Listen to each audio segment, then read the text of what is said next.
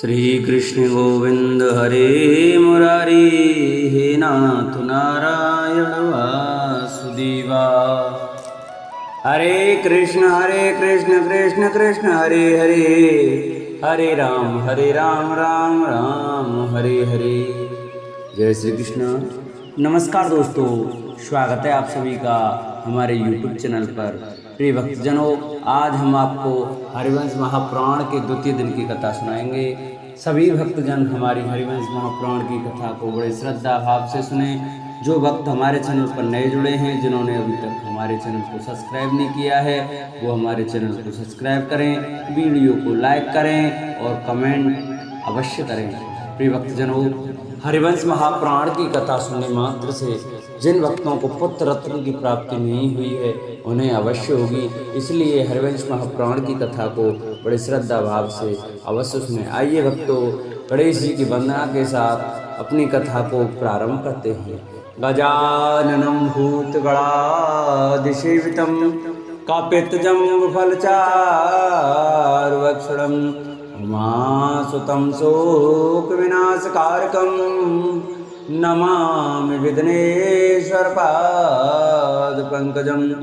गुरुर्ब्रह्मा गुरुर्विष्णु गुरुर्देवो महेश्वराय, गुरुर्साक्षात् परं ब्रह्म तस्मै श्री गुरवे नमः। नारायणं नमस्कृत्य नरं चैव नरोत्तमं, देवीं सरस्वतीं व्यासं ततो जयमुदीरे। बोलो हरिवंश महापुराण की जय। प्रिय भक्तजनों, आज की कथा में सुने आप प्रद्युम्न द्वारा सम्रासुर का वध। वैशंपायन जी कहते हैं, जन्मेजय, तब क्रोध में भरे हुए सम्रासुर ने वह मुद्गर हाथ में ले लिया। उसे लेते समय सहसा 12 सूर्य प्रकट हो गए। समस्त पर्वत हिलने लगे, पृथ्वी कांप उठी, सब समुद्र ऊपर को उछलने लगे। इसी प्रकार समस्त देवताओं में भी क्रोध फैल गया। आकाश में गीधों के समूह मंडराने लगे, उल्कापात होने लगा, बादल रुधिर बरसाने लगे और अत्यंत रूखी वायु चलने लगी। वीर प्रद्युम्न इस प्रकार के महान उत्पातों को देखकर फुर्ती के साथ रथ से नीचे उतर दोनों हाथ जोड़कर खड़े हो गए। वे मन ही मन भगवान शंकर की प्रिया देवी पार्वती का स्मरण करने लगे। उन्होंने सिर झुकाकर देवी को प्रणाम किया। प्रणाम करके उनकी स्तुति आरंभ की। प्रद्युम्न ने कहा, सच्चिदानंदमयी कात्यायनी देवी को प्रणाम है। पर्वतों की स्वामिनी पार्वती देवी को बारंबार नमस्कार है। तीनों लोकों की माया स्वरूपा कात्यायनी देवी को मेरा बारंबार अभिवादन है। शत्रुओं को नष्ट करने वाली गौरी देवी को बारंबार प्रणाम है।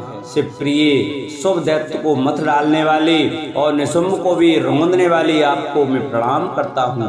काल रात्रि आपको प्रणाम है। कौमारी शक्ति रूपा आपको बारंबार नमस्कार है। मैं कांतार वासिनी देवी को हाथ जोड़कर प्रणाम करता हूँ। मैं विंध्याचल में निवास करने वाली विपत्तियों को नष्ट करने वाली रणचंडी रणप्रिया जया और विजया नाम वाली महादेवी को प्रणाम करता हूँ। मैं किसी से पराजित न होने वाली शत्रुओं के विनाशकारिणी अपराजिता देवी को प्रणाम करता हूँ। घंटाओं की मालाओं से व्याप्त और हाथ में घंटा धारण करने वाली देवी को मैं प्रणाम करता हूँ। मैं महिषासुर का संहार करने वाली त्रिशूल धारिणी देवी को नमस्कार करता हूँ। सिंह पर सवार होने वाली और सिंह के चिन्ह से अलंकृत श्रेष्ठ ध्वजा वाली देवी को मैं प्रणाम करता हूँ। मैं एक नशा देवी को प्रणाम करता हूँ। यज्ञों में पूजित गायत्री देवी को नमस्कार करता हूँ और विप्रों की सावित्री रूप से उपास्य देवी को मैं हाथ जोड़कर अभिवादन करता हूँ।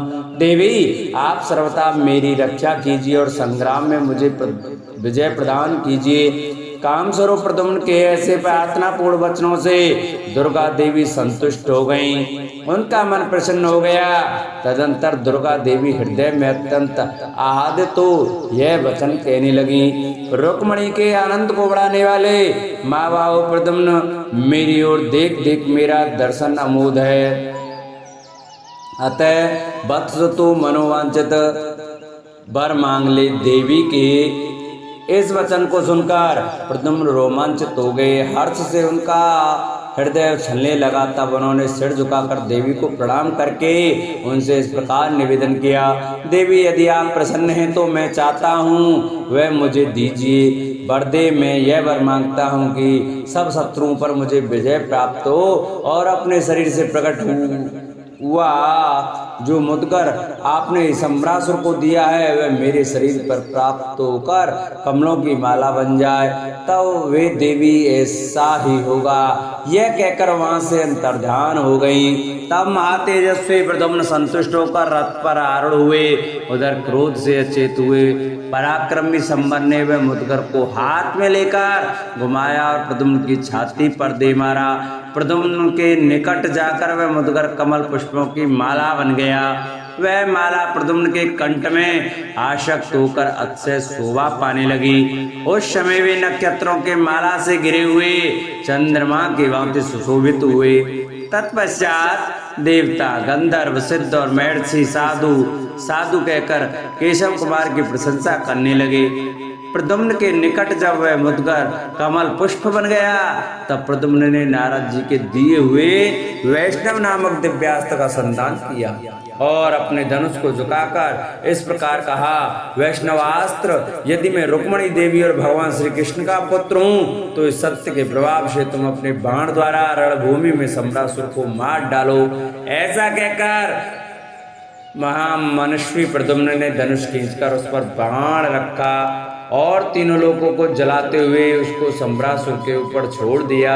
वृष्णवंश के सिंह प्रद्युम्न के द्वारा चलाया गया वह बाण राक्षसों को मुंह में डालने वाला था। वह सम्रासुर के हृदय को विदीर्ण करके पृथ्वी पर आ गया। इससे उस दैत्य को का न तो मांस, न त्रायु जाल, न हड्डी, न त्वचा और न रक्त शेष बचा।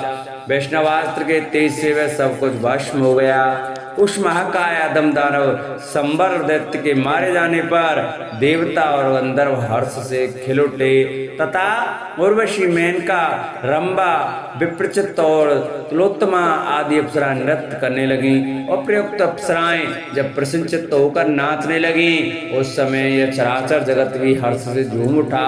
समस्त देवताओं सहित देवराज इंद्र अत्यंत प्रसन्न फूलों की वर्षा से प्रद्युम्न का सत्कार करके हर्ष विभोर हो गए। मधुसूदन श्री कृष्ण के पुत्र प्रद्युम्न द्वारा समर भूमि में वैष्णवास्त्र से दैत्यराज संबर के मारे जाने पर समस्त देवताओं का शत्रु संबंधी वह दूर हो गया और वे मकरध्वज प्रद्युम्न की स्तुति करते हुए अपने स्थान को चले गए। अपने शरीर द्वारा युद्ध जनित थकावट का भार वहन करते हुए रुक्मणी कुमार प्रद्युम्न ने नगर द्वार से प्रवेश किया। जैसे प्रेयसी से मिलकर प्रियतम को प्रसन्नता होती है उसी प्रकार अत्यंत हर्ष में भरे हुए प्रद्युम्न ने तुरंत ही अपनी पत्नी रति से साक्षात्कार किया।